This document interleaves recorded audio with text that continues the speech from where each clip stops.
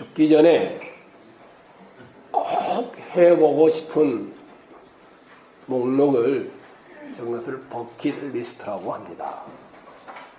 평생 한 번쯤 해보고 싶은 것을 말하는 것입니다.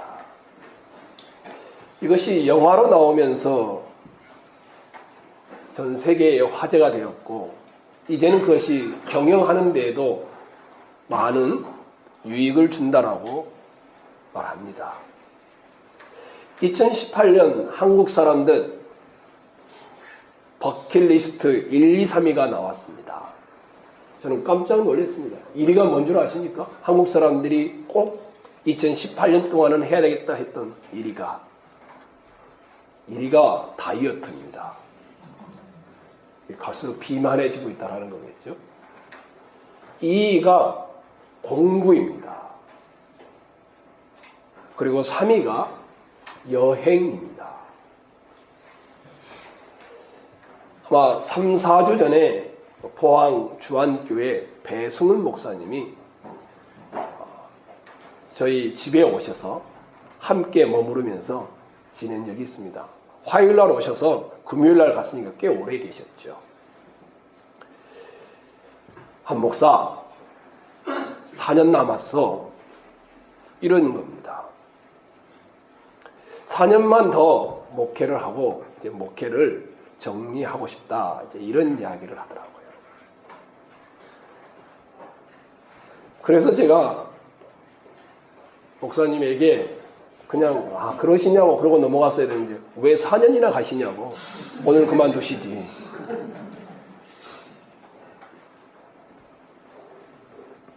사 년 동안 목회를 하게 되면 뭘 하시려고 그러시냐고, 이런 질문을 드렸습니다.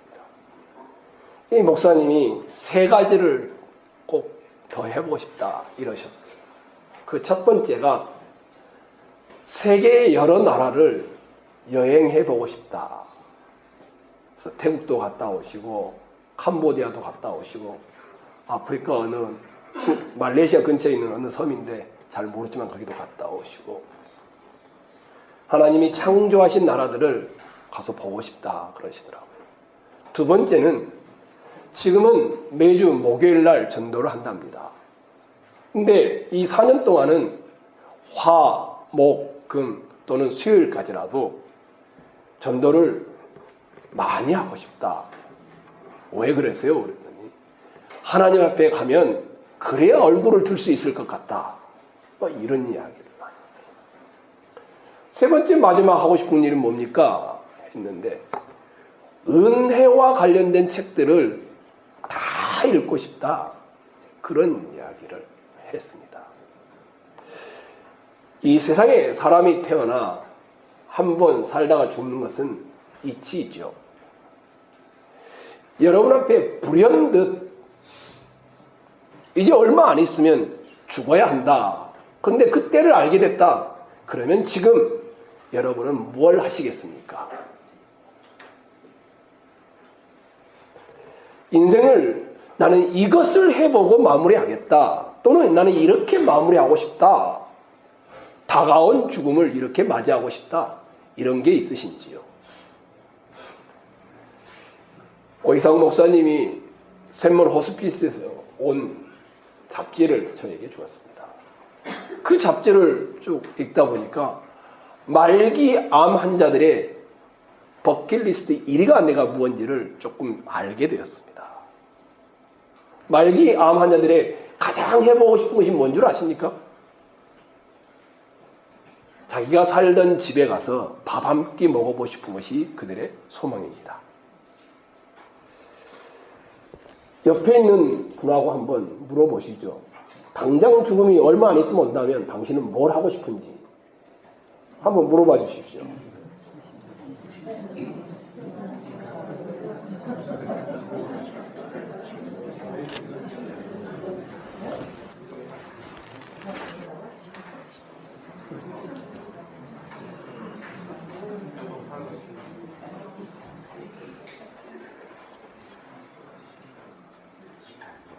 오늘 여러분과 이런 이야기로 출발하는 이유는 오늘 본문이 그런 이야기를 다루고 있기 때문입니다. 12장 1절 첫 단어를 보시면 좋겠습니다. 첫 단어에 이렇게 되어 있습니다. 6월절 몇 세 전이라고 나왔습니까? 6월절 몇 세 전에 예수님이 예루살렘 그 근방에 와 있는 때입니다. 6월절 몇 세 전에. 근데 13장 오늘 본문은 뭐라고 되어 있습니까? 6월절 전에 한 장인데 벌써 6일이 후딱 지나가 버린 겁니다. 이제 6월절 전야가 된 것입니다. 조금 있으면 다락방에서 최후의 만찬을 하고 세족식을 하고 이제 그리고는 겟세마네 동산에가 잡히는 장면이 나오게 되는 그 마지막 시간인 것이죠. 근데 이 마지막 시간을 예수님은 뭘 하고 있는지 한번 보시면 좋겠습니다. 13장 1절 6월절 전에 예수께서 자기가 세상을 떠나 아버지께로 돌아가실 때가 이른 줄 아시고 자기가 죽을 때를 아셨다라고 했죠. 아, 나는 이제 얼마 안 있으면 죽는구나. 이걸 아신 겁니다. 3절 더 봐보십시오. 저녁 먹으면서 예수는 아버지께서 모든 것을 자기 손에 맡기신 것과 또 자기가 하나님께로 오셨다가 하나님께로 돌아가실 것을 아시고 마지막 식사를 하면서 아, 나는 이제 죽는구나. 이걸 아셨다라고 되어 있습니다. 그렇죠. 그 마지막 시간에 뭘 하고 있을까요? 13장 1절 후반부를 보십시오. 6월절 전에 예수께서 자기가 세상을 떠나 아버지께로 돌아가실 때가 이른 줄 아시고 그 다음 여러분이 읽겠습니다. 시작.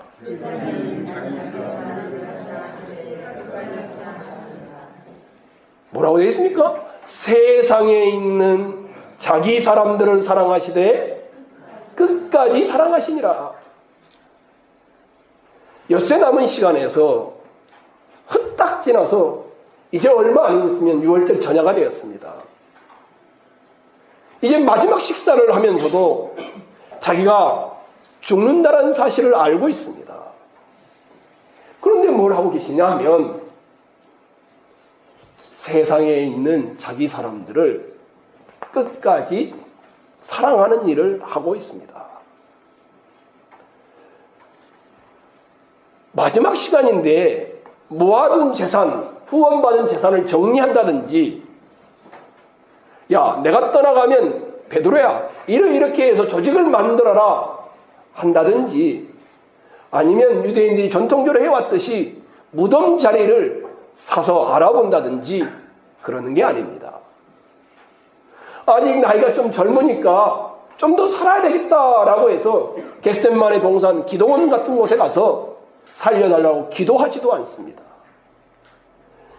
이제 얼마 안 남았으니 먹고 싶은 거 다 먹고 가보고 싶은 거 다 가고 행하고 싶은 거 다 해야 되겠다. 이런 마음도 없습니다.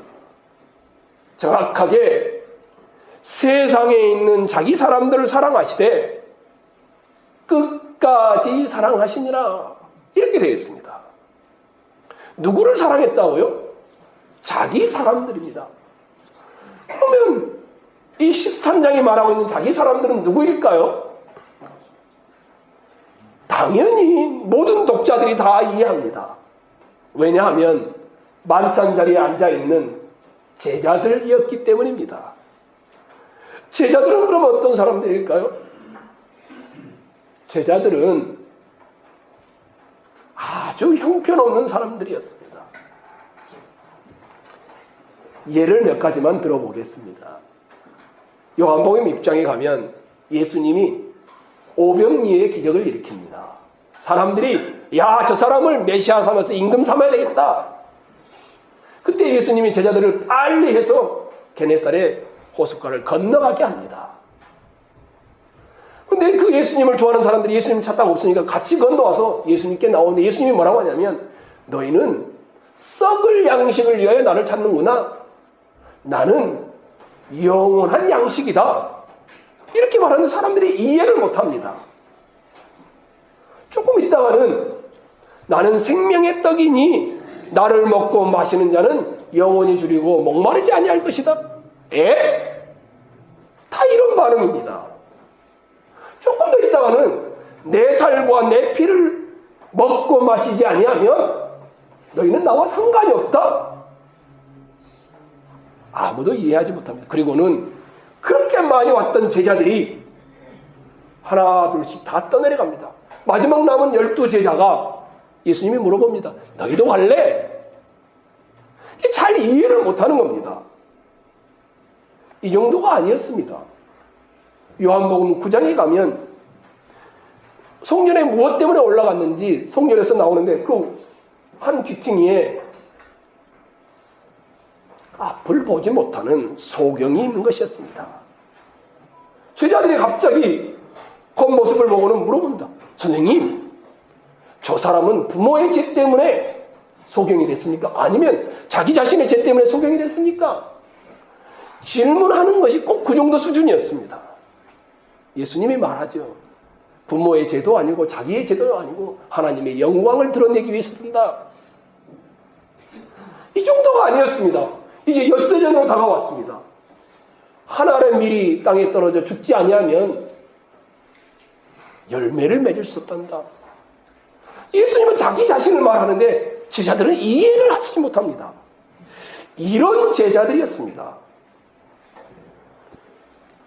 눈에 보이는 것만, 영적인 것을 전혀 이해하지 못하는 제자들, 말씀을 깨닫지 못하는 제자들, 가시적인 것에 매여서 영적인 눈이 띄어지지 않은 제자들. 조금 있으면 이 제자들은 또 어떻게 됩니까? 다 예수님을 버리고 도망가 버립니다.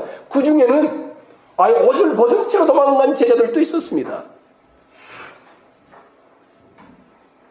십자가의 죽음을 이해하지 못하는 제자들. 그런데 주님이 뭐라고 되어 있습니까? 오늘 본문에 그런 자기 사람들을 뭐 한다고요? 끝까지 사랑하시니라.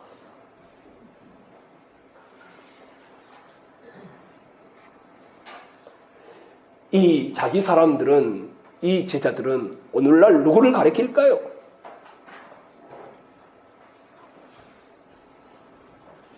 예수 그리스도를 믿고 따르는 우리 아닐까요? 예수 믿는 우리들을 자기 사람이라 표현하는 것입니다. 지금 예수님의 이 상황은 매우 급박한 상황이었습니다. 붙잡히고 이제 곧 있으면 혼문을 당하고 십자가의 판결이 내어지고 처형을 당할 처지에 있었습니다. 살궁리를 하지 아니하시고 자기 사람들을 사랑하시되 끝까지 사랑합니다. 그것도 자격 있는 자기 사람들이 아니라 영적인 것을 전혀 이해하지 못하는 그 제자들을 끝까지 사랑합니다. 갑자기 이런 생각이 들어왔습니다.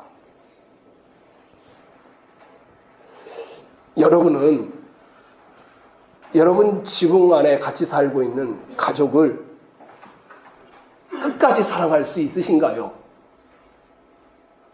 어떠신가요? 많은 사람들은 그래도 내 아내만큼은 나를 끝까지 사랑할 거야. 그래도 저 큰아들만큼은 나를 절대 버리지 않을 거야. 이렇게 생각하지만 그렇게 믿었던 아내가, 그렇게 믿었던 남편이, 그렇게 믿었던 자식이 등지고 변하고 사랑하지 않는 모습을 우리는 수도 없이 보고 또 듣고 있지 않습니까?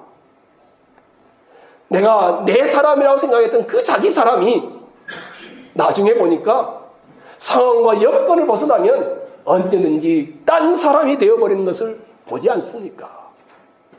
저는 사람은 변함없는 끝까지의 사랑을 할 수 없다라고 믿는 사람입니다. 언제나 사랑은, 사람이 하는 사랑은 환경과 여건의 제약을 받습니다. 내 상황이 변했으니까 사랑도 변하는 것입니다. 내 여건이 바뀌었으니까 사랑의 여건도 바뀌는 것입니다. 조변 섞게 하듯이 아침의 사랑과 저녁의 사랑이 다른 것입니다. 다시 한번 물어볼까요? 그러면 마지막 때가 되었을 때 여러분을 끝까지 사랑해 줄 수 있는 사람이 있으신가요? 여러분이 지금 현재 가지고 있는 돈이 없어도, 여러분이 현재 가지고 있는 건강이 없어도, 치매가 와도, 여러분이 현재 가지고 있는 명예와 힘이 없어져도, 여러분이 현재 가지고 있는 젊음이 없어져도, 여러분이 현재 누리고 있는 이 외모의 빛남이 사라져도, 여러분이 현재 소유하고 있는 집이 없어져도, 길거리에 내앉는다라고 해도 여러분을 끝까지 사랑해 줄 그런 사람이 있으신가요? 여러분의 아내요? 여러분의 남편이요? 여러분의 자녀요? 여러분의 부모요? 아닙니다. 다 상황과 여건에 맞는 사랑을 할 뿐입니다. 하지만 여기 계신 여러분과 저는 담대하게 그리고 확신 있게 큰 소리로 말할 수 있습니다. 다 여러분을 버려도, 다른 사람은 여러분의 돈을 보고 쫓아올지라도, 여러분이 부어주는 사랑을 좋아하면서 따라올지라도, 우리 예수님은 여러분이 모든 것이 다 잃어도 여러분을 절대 놓지 않는 끝까지의 사랑을 베푸실 분입니다. 제가 말하고 있는 것이 아니라 성경이 그렇게 증언합니다. 누가 우리를 그리스도의 사랑에서 끊으리요? 환난이나 핍박이나 기근이나 적인이나 위험이나 칼이라 그 어떤 것도 예수님의 우리를 사랑하시는 끝까지의 사랑에서 끊을 수 없느니라. 성찬을 떡을 먹을 것입니다. 성찬에 잔을 마실 것입니다. 성도 여러분, 여러분이 결코 기억해야 될 한 가지는 이 떡과 이 잔을 마시면서 믿음으로 우리 주님은 내가 어떠한 상황에도 나를 끝까지 사랑하신다라는 이 믿음으로 참여하시기 바랍니다.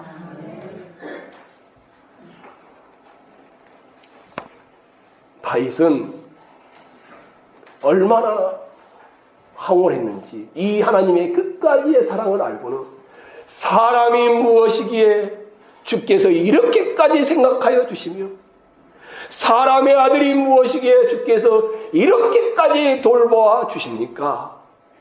시편 8편 4절에 말씀했습니다. 아까 우리가 헌금 찬송으로 불렀던 찬송가의 작시자가 다니엘 웹스터 히들이라는 사람입니다. 알코올 중독자이고 장애인이었습니다. 자기 삶에 칠칠대로 지치고 죽으려고 했던 자인데 자기 같은 인간을 찾아와 주신 주님의 그 사랑을 감동하여 노래를 불렀던 것입니다. 아, 하나님의 은혜로 이 쓸데없는 자 왜 구속하여 주는지 난 알 수 없도다. 근데 이걸로 끝나지 않습니다. 내가 믿고 또 의지함은 내 모든 형편 잘 아시는 주님 늘 보호해 주실 것을 나는 확실히 아네. 성도 여러분, 끝까지 여러분을 추적하여 사랑하시는 이 하나님의 사랑, 여러분의 마음의 두 손을 모아 선포하기를 원합니다. 나도 내가 믿고 또 의지하는 내 모든 형편 잘 아는 주님 늘 돌보아 주실 것을 나는 확실히 믿네. 이 고백이 우리의 것이 되기를 축원합니다. 그러면 예수님은 자기 사람들을 죽음 바로 목전에서도 끝까지 사랑하셨는데 어떻게 사랑했을까? 말을 하면 이해를 못하고 전혀 영적이지 아니하고 전혀 가시적인 사람들, 그 제자들을 끝까지 사랑했는데 어떤 방법으로 사랑했을까? 4절과 5절을 읽도록 하겠습니다. 읽겠습니다. 시작.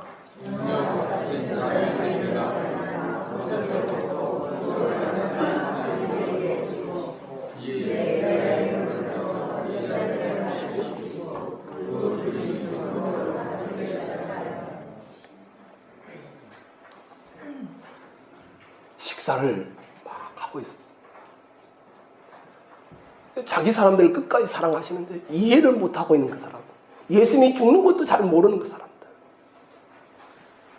어떻게 사랑을 하냐면 만찬의 자리에서 막 일어납니다. 그러더니 겉옷을 싹 벗습니다. 그러더니 허리에다가 종이나 하는 수건을 두릅니다. 그리고는 부엌을 갔겠죠. 세면대니가 대야를 가져와서 물을 담아가지고 옵니다. 마지막이 더 절정입니다. 무릎을 꿇습니다. 그것도 제자들 앞에, 그것도 연약한 제자들 앞에. 그리고는 발을 씻겨줍니다. 그리고는 이 수건으로 씻긴 발을 닦아주고 있습니다. 이것이 여러분이 읽었던 본문의 내용입니다. 얼마나 놀랐는지 베드로가 절대 시킬 수 없습니다. 어떻게 그런 일이 일어납니까? 이럴 정도였습니다. 근데 제가 보고 싶은 거는 왜 요한복음을 쓰고 있는 요한이 그냥 예수님이 제자들의 발을 씻겠다 이렇게 하지 않고 만찬에서 먹다가 일어나는 장면, 겉옷을 벗는 장면, 수건을 허리에 두르는 장면, 그리고 대야에 물을 담는 장면, 물을 가져오는 장면, 무릎을 꿇는 장면, 그리고 발을 씻기고 수건으로 닦는 장면을 이렇게 구체적으로 묘사하고 있을까? 저는 하나라고 생각합니다. 예수님의 동작 하나하나를 묘사함으로 예수님이 어떤 분인가를 표현하는 겁니다. 예수님은 사랑덩어리이시구나, 이 말을 하고 싶은 것입니다. 근데 어떤 사랑덩어리시냐면, 알지? 나 너희를 사랑해. 말로 하는 것이 아니라 이해 못하니까 야 그렇게 어리석니? 꾸중하는 것이 아니라 직접 행동으로 보여주는 사랑덩어리이심을 묘사해 놓고 있습니다.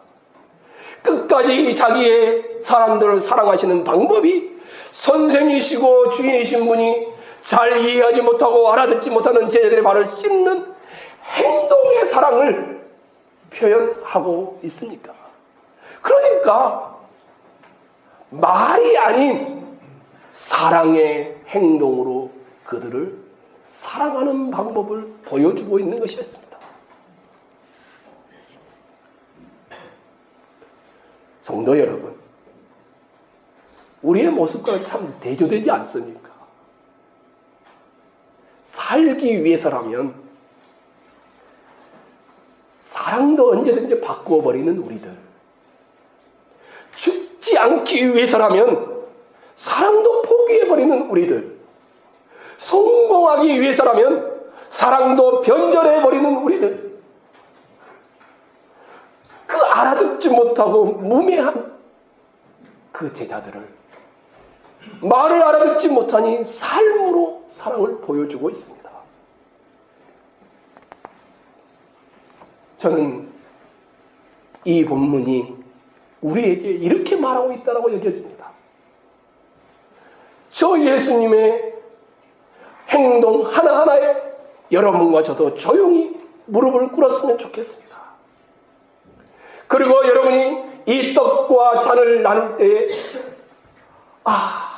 나에게 사랑덩어리셨던 그 주님이 보여준 그 방식대로 나도 내 남편을, 나도 내 아내를, 나도 내 자식을, 나도 이 교회를 그렇게 말이 아닌 행동으로 사랑해야지. 이런 시간이 되어지기를 소망합니다. 이것이 성찬입니다. 성찬에 떡을 나누고 성찬에 잔을 마시는 이유는 예수님을 따라 나도 끝까지 사랑 덩어리로 살겠다라는 신앙 고백이 들어있는 것입니다. 그렇지 않고 떡을 먹고 잔을 마시면 가룟 유다가 되는 것입니다.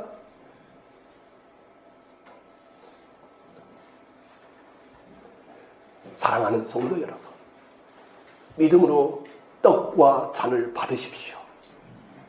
사랑 덩어리로 여러분 앞에 행동하신 그 주님을 상상하며 내 발을 씻겨주시는 그 주님의 사랑 앞에 감동하며 떡과 잔을 받으십시오. 그리고 나도 사랑 덩어리로 살기를 다짐하십시오.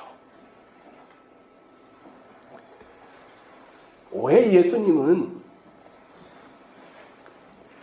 이런 파격적인 방법으로 제자들의 발을 말이 아닌 행동으로 씻어주셨을까? 조금 더 구체적으로 보면 베드로가 당시 문화에서는 도저히 상상할 수 없는 그런 방법을 예수님은 왜 택하고 계실까? 예수님이 제자들의 발을 다 씻긴 다음에 다시 겉옷을 입으시고 딱 앉으셨습니다. 12절에 그렇게 돼 있죠. 한번 12절 읽어볼까요?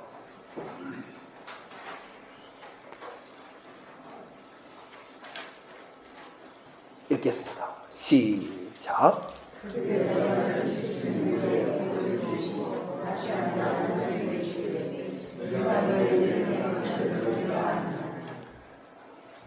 이게 질문이 좀 질문 같지가 않습니다.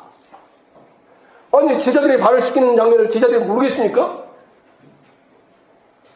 다 경험했는데, 다 보았는데, 내가 너희의 행한 것을 너희가 아느냐?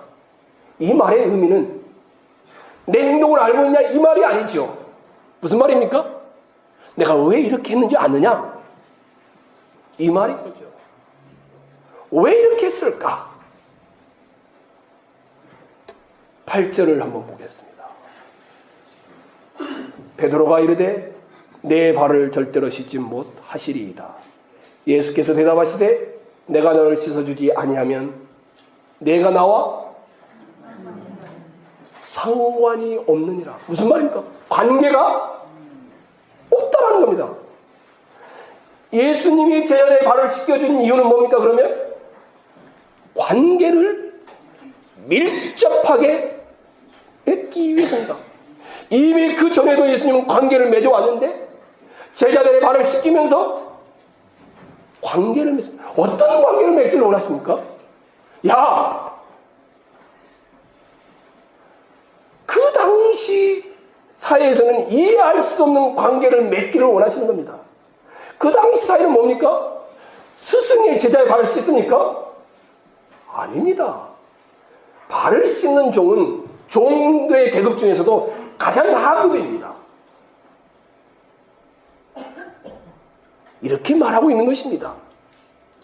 예수님께서 제자들과 관계를 맺기를 원하시는데 어떤 관계냐 하면 주인과 종, 선생과 제자, 사장과 부하, 아버지와 아들, 이 관계를 넘어서기를 원한다는 겁니다. 사회적 문화의 전반을 넘어서라는 겁니다. 그럼 어떤 관계를 원하는 겁니까? 선생님이신 분이 제자들의 발을 씻기는 관계, 주인이신 분이 종의 발을 씻기는 관계, 이 세상 사람들의 눈으로는 낯설은 관계, 이것을 보이기 위하여 발을 씻겨주셨다라고 하는 것입니다. 그러면 이건 우리 시대에 뭘 말하고 있습니까? 여러분에게 묻고 있는 것입니다. 혹시 갑질하고 있지 않니? 지금 이 시대에 필요한 것은 세상 문화를 따라가는 그리스도인이 아니라 새로운 그리스도인입니다. 선생이 되었지만 선생의 위치를 버리고 제자보다 더 낮은 위치에서 발을 씻어주는 그런 선생, 사장이 되었지만 사장의 위치를 버리고 부하 직원을 감싸주는 그런 관계, 아버지의 권위가 있지만 아버지의 권위를 내려놓고 아들보다 더 낮은 자리에 와서 아들을 감싸주는 그런 관계, 이것을 지금 주님이 보여주고자 하여 발을 씻겼다라고 합니다. 인자가 온 것은 뭐라고 되어 있습니까? 섬김을 받으려 함이 아니라 도리어 섬기려 하고 많은 사람을 위한 대속물이 되려 하심이라. 주님이 오신 목적이 그것이었고 우리가 살아가는 목적도 그것입니다. 사랑하는 성도 여러분, 여러분의 삶의 환경은 다 다르지만 그곳에서 권위를 버리시고 종보다 낮은 자로 살아가시기를 원합니다. 이것이 주님이 말씀하는 밀접한 관계였습니다. 또 하나가 이유가 있습니다. 13절로 15절입니다. 한번 읽도록 하겠습니다. 시작.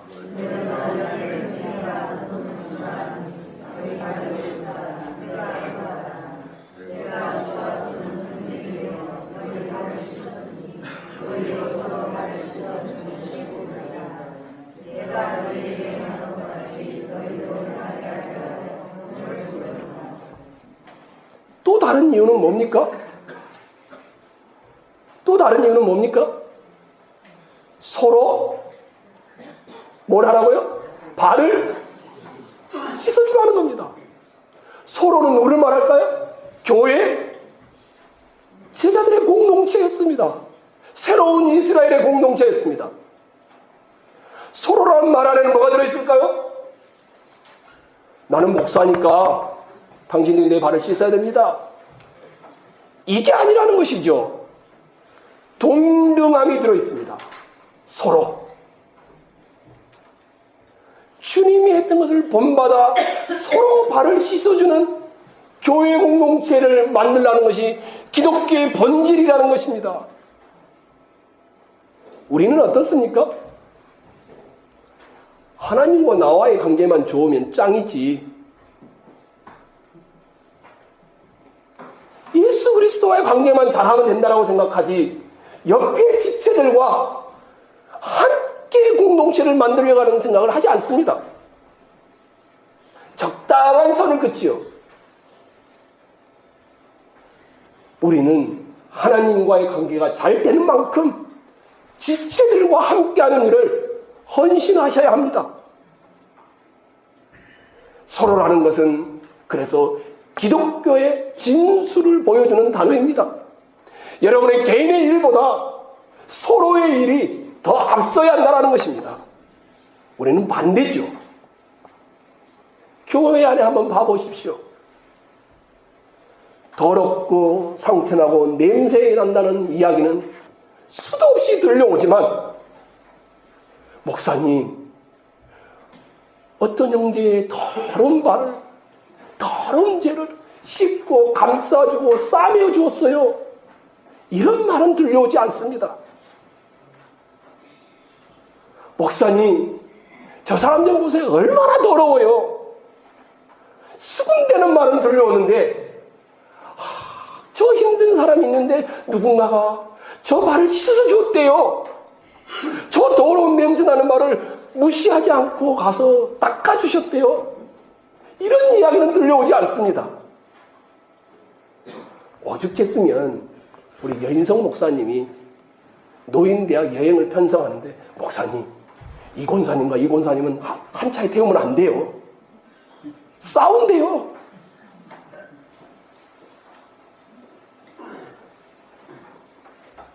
더러운 발을, 냄새나는 발을 서로 씻겨주는 공동체를 만들려고 했는데 냄새나니까 가까이 하지 않겠다라고 우리가 그러고 있는 것입니다. 우리가 구역 모임을 하면 세대 차이가 많이 나지 않습니까? 뭘 해야 됩니까? 우리 어르신들은 자기의 말을 줄여야 되겠죠. 우리의 젊은이들은 들을 수 있는 길을 열어야 되겠죠. 인생의 경륜이 있을 테니 다른 이의 더러운 것을 씻어주고 감싸주고, 이것이 구역 모임의 진수 아니겠습니까? 그래서 이 구역 모임 안에 가면은 더러웠던 발이 깨끗해지고 위로를 누리는 그런 모임이 되어야 되지 않겠습니까? 목사님, 저는 우리 구역장이 너무 좋아요. 우리 구역원들이 너무 좋아요. 이런 말이 곳곳에서 들려와야 되지 않겠습니까? 구역교회 뭘 말을 못해요. 말만 하면 교회 소문이 다 퍼져버려요.